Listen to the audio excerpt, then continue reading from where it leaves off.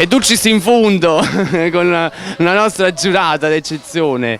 Ecco, Barbara Giuliano. Ciao Barbara, buonasera. Ciao caro, l'altra volta ti ho chiamato bello, ora passiamo al caro. Ah, bravo, ti sei ricordata pure l'aggettivo particolare che io non ricordavo. Quindi immagino anche stasera che ci saranno dei talenti che poi si augura che possano emergere. Sicuramente, speriamo sempre comunque ecco, in un riscontro positivo, in una qualità maggiore, sempre e soprattutto in motivazioni sempre nuove da parte dei ragazzi. E quindi chi meglio di te che puoi augurare a loro, ecco, un futuro roseo in questo campo.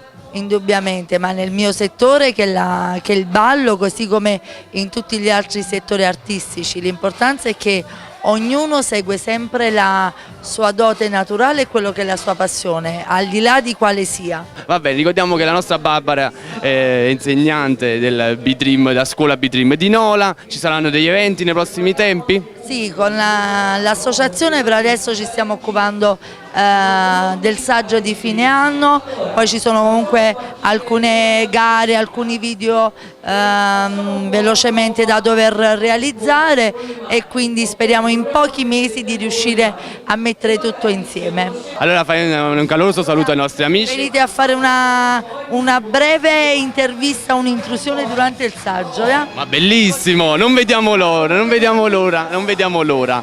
Grazie mille Barbara.